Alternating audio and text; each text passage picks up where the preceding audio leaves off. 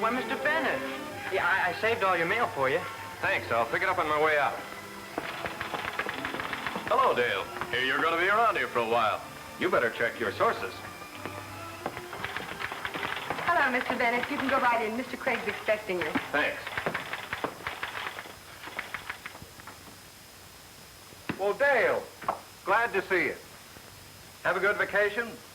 Wonderful. Fine, fine. Sit down. Here, have a cigar. No, thanks. Well, now, the last time I saw you, you were a pretty angry guy. I sure was. I was ready to quit. That's what I thought.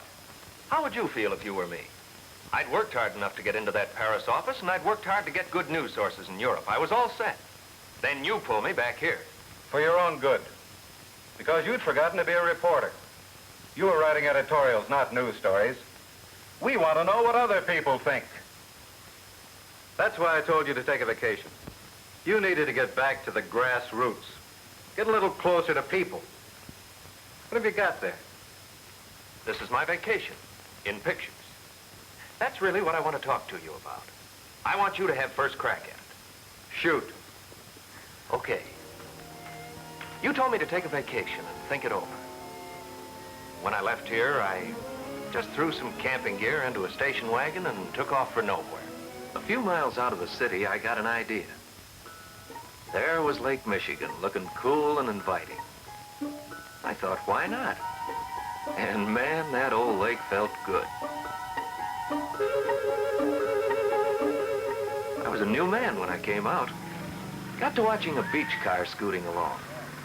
And then I stumbled right into something really attractive.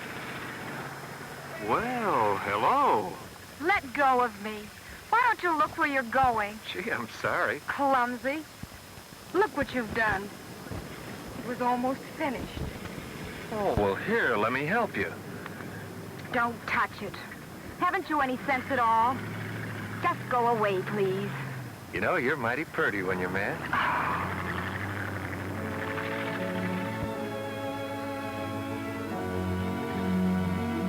She was plenty mad. I tried to think of some way to make things right, but no luck. Oh, well.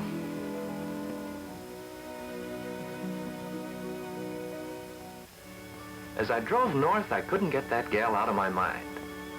Then at a town along the way, I stopped to get some gas and maybe learn something about the local scenic spots.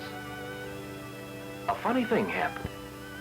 I guess I had luck on my side, because right there was the same painting of the lake and the dune. Where'd you get that?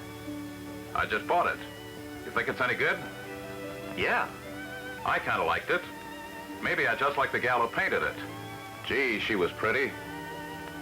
Say, how about selling that to me? It's more than I paid for it. Okay, it's all yours.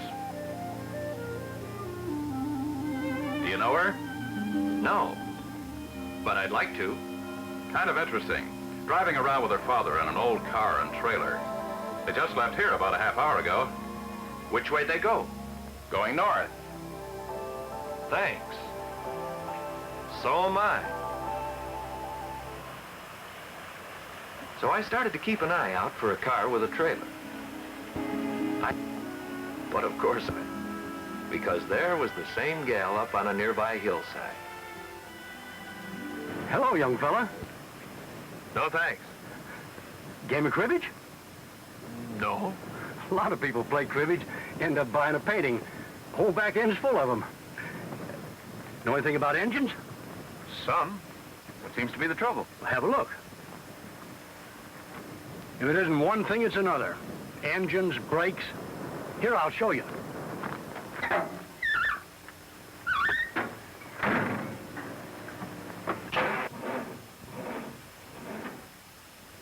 Doggone battery. Better let me give you a push. Hope you would.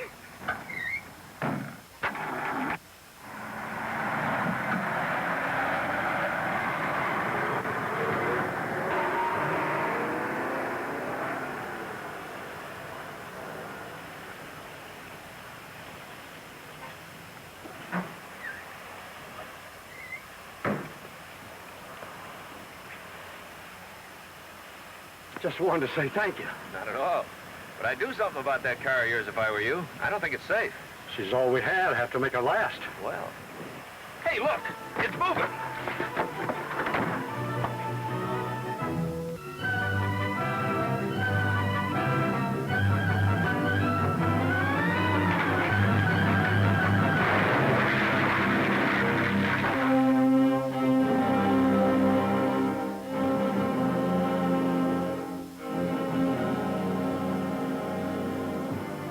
I never felt so sorry for any two people in my life. Her name was Connie. Her father was retired on a little pension, and she managed to sell enough paintings to just keep going. And then the whole thing went up in smoke. What did you do? Well, I had a car. Wasn't going anywhere. What could I do? So I hooked my station wagon to their trailer, and we drove off together. And frankly, I wasn't at all sorry to do it. My vacation was turning out a lot better than I'd expected. What Connie felt, she kept. And her dad? Well, it was hard to tell what he thought, too. We headed for Interlochen, pulled into a pretty grove of pines, and made ourselves comfortable. Then I heard music.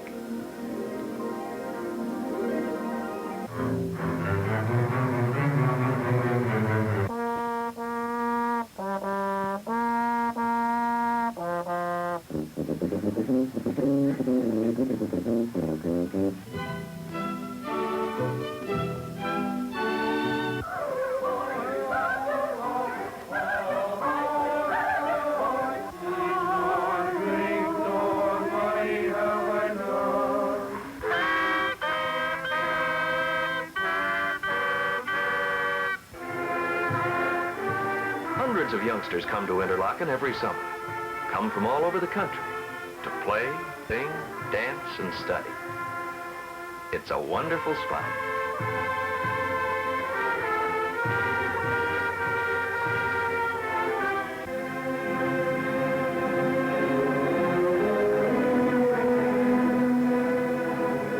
Well, I think I'll see if I can turn up a game of cribbage.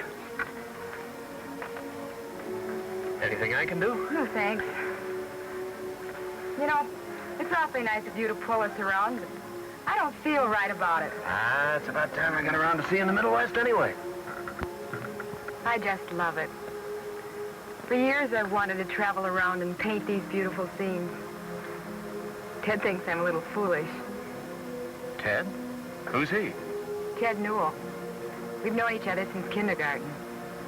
He thinks I ought to give it up. Mm-hmm. Get married? Settle down? I'm not ready to give up yet. Maybe he's right. My paintings don't sell very well. Oh, don't let that bother you, baby. Well, think of all the great painters that had to die before their stuff began to sell. Take Cézanne, Gauguin, Van Gogh. Sometimes I think 2 years in Paris can make people awfully patronizing. Uh-oh.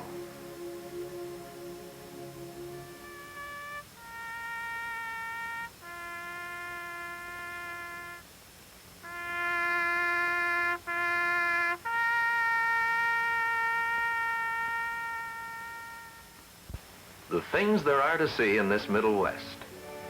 Spring Mill State Park in Indiana takes you back. There's an old water wheel there, still running just as it did when our forefathers built it more than 100 years ago.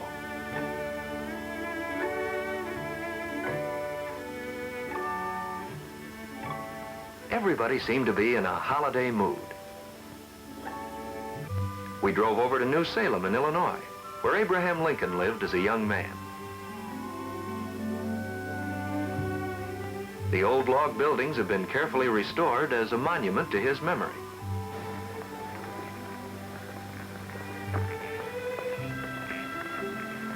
I don't know about you, but a place like this makes me feel a shadow of history. Yeah, I get a whale of a kick out of places like this. You bet. A mighty big chunk of history got started right here. From rail splitter to president. But life must have been pretty rough in those days. How'd you like to travel around behind a pair of oxen? We swung west to the Mississippi and turned north. We were looking at some barges and a river tug when Dad summed it up. Once upon a time, these rivers were our only highways. Today, we have highways all over the country. We drive our own cars. We get on a train, a plane, go from one end of the country to another. And nobody says we can't. Farther up the river, we cross the bridge that leads into Hannibal, Missouri, Mark Twain's hometown. The whole world has come to know and love it through his books. You can still see settings that come to life in his books, like Mark Twain's home and Tom Sawyer's famous white fence. Not far away is a statue to Tom and his friend Huck Finn, the first statue ever put up in America to people out of a book. From there, we rolled across Missouri to Kansas City, where we saw one of the most beautiful war memorials in this country. From there, you get a fine view of the city itself.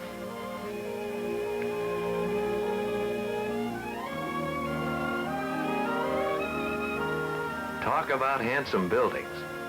You ought to see the state capitol at Lincoln, right in the corn belt of Nebraska. And then Kansas. We stopped in Dodge City to see famous old Boot Hill. They really died with their boots on in those days. Nearby is a monument to the frontier days, a couple of longhorns, which reminded us how much progress we've made in beef cattle.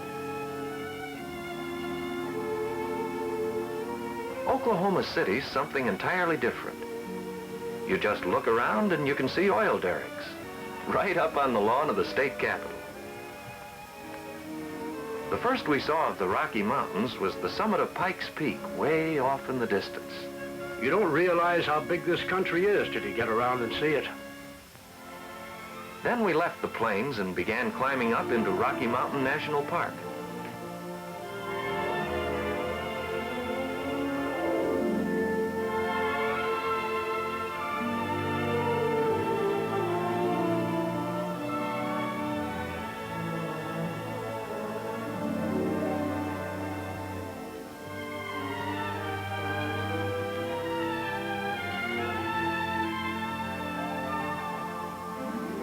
There are plenty of mountains, all right.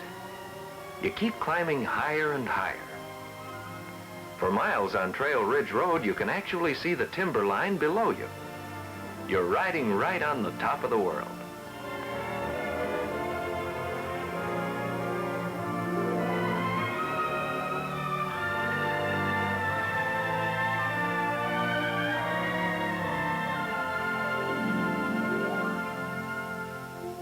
Then we got into the Grand Teton country of Wyoming. That scenery is so doggone beautiful, we just had to stop for a few days and soak it up. By this time, I knew I was serious about Connie.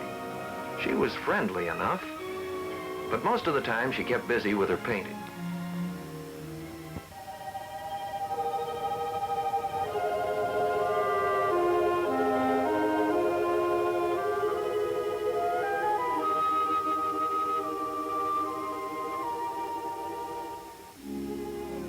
Will you tell me something? Sure. What's the matter with me? I don't know anything, you son. You got your heart set on getting over the other side of the ocean and covering the big stories, and of course you're thinking about Connie. I've been thinking a lot about Connie. What kind of a guy is this Ted Newell? Oh, Ted's all right. Kind of opinionated about some things, but he's solid. I see. Does Connie... Oh, I'm not taking any sides in this thing.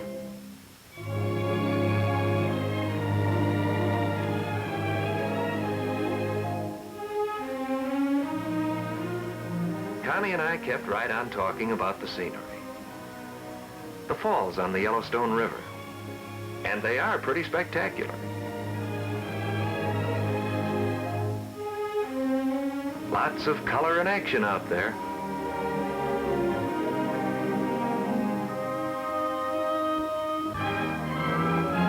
And right on schedule, Old Faithful blew her top.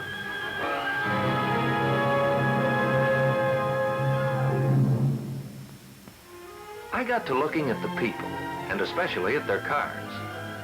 Dad said, there's many as 70 million of us jump in our cars in the summer and just go places.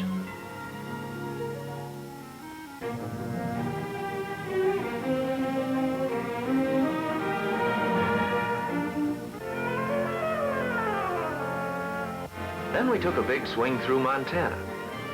They say out here youngsters learn to walk almost as soon as they can ride. This is real vacation country.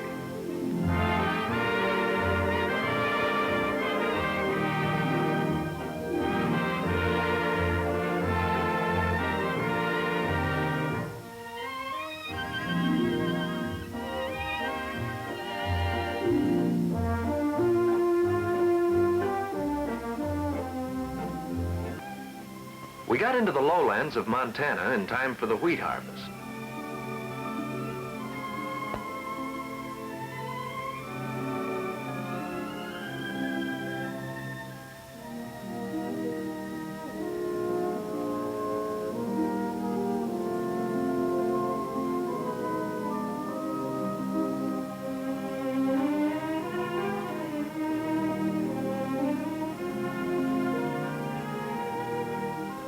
Another thing I'd always wanted to see was the Mount Rushmore Memorial in South Dakota. There they are. Washington, Jefferson, Teddy Roosevelt, and Abe Lincoln. So big they had to sculpt them out with dynamite.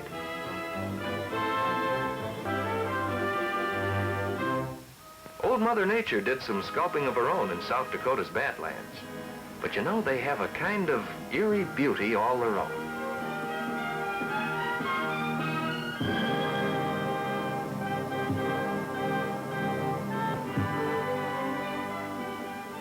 And talk about contrasts. In North Dakota, we ran into the wheat harvests again. From there, we drove over to Itasca Park in Minnesota, where the trees grow green and tall. And every breeze makes its own kind of poetry in the treetops.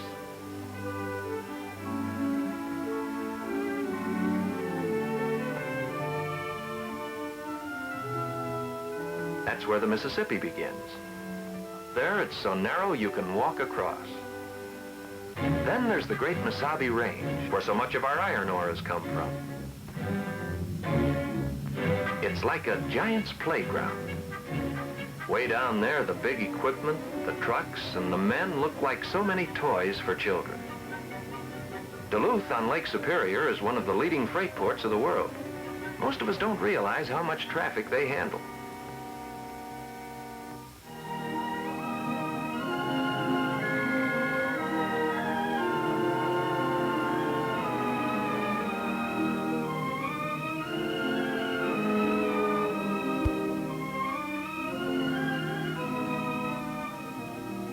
As you drive down from Minnesota into Wisconsin, you're in another perfect vacation land.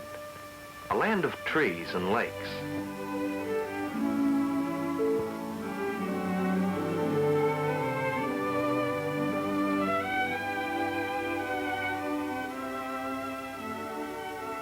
It was beside one of those Wisconsin lakes that I finally made up my mind to speak to Connie. Hi, Dale. I was just fixing my hair. Isn't that view something? Yes, it is.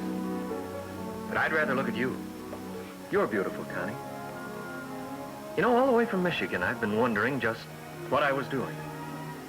Dale, you've been wonderful.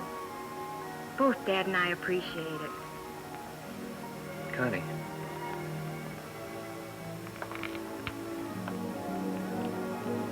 How'd you like to spend a honeymoon in Paris?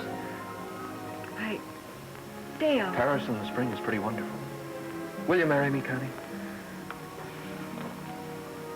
Dale, marriage is a lot more than Paris in the spring. All right, then. Summer, fall, winter. That's just it. You and I are 1,000 miles apart. Oh, don't say no, Connie. Won't you at least think about it? Anyway, she didn't say no. Then we drove down along the Wolf River, headed for the Wisconsin Dells.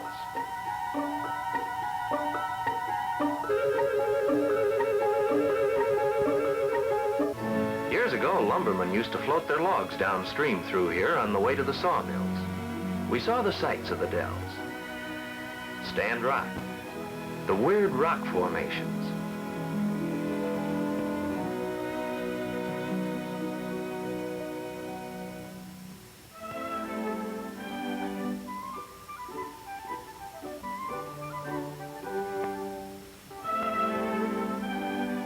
Of course, Wisconsin isn't all lakes and gorges and forests. They have some of the richest dairy land in the country. Fine, big herds. I was enjoying it so much, I hated to see the trip end. I tried to stretch it out as long as I could. For instance, we drove back west a ways to take in the Iowa State Fair. You know, I'd never been to a fair like that before, and I'd missed something. Dad took off to the trotting races. Connie and I, well, we just had fun. For a day, I forgot all about Paris and my job there. And I hoped Connie was forgetting about her Ted Newell.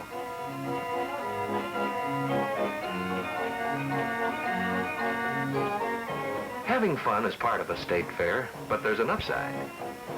All over the country, people get together at fairs like this to compare livestock and to exchange new ideas about farming.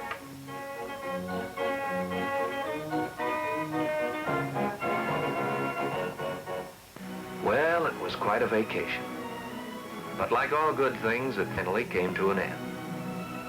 Connie and her father lived in a pleasant, small town with a town square and a bandstand. They had a comfortable white house on a shaded street. And it was on their front porch that I finally met Ted Newell. So you're Dale Bennett. I've had so many letters from Constance about you, I feel as if I knew you. Mighty nice of you to pull them around. It was nice for... And I wanted Constance to try out this notion of hers.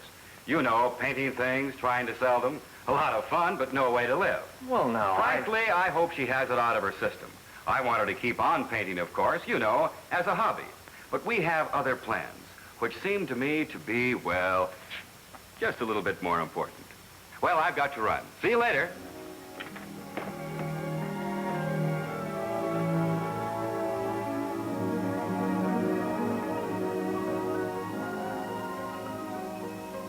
You know... No, don't say it. The paintings haven't sold too well. But some people like them. And a friend of Ted's has promised to give me an art gallery show. Hey, wait a minute. I've got a better idea. Will you let me pick out a few of them and take them with me? Why, yes. But why? I'd like to try something. I'll let you know what happens. Dale, thanks for everything. And good luck in Paris. I wish you could be around here for a while. So do I. But... I can't explain what I'm trying to say very well, but if you could be here next Saturday afternoon, for instance, for the band concert. Well, that's the story. I think her paintings are too good to be looked at by a few people. I think she has something to say about places and people that millions ought to see and think about. It's something that millions of people feel right here, even though they may not say much about it. It's the same thing that Ernie Pyle saw when he traveled around. The grassroots, the real heart and hope of America. Maybe of the whole world. Let me show you. Go ahead.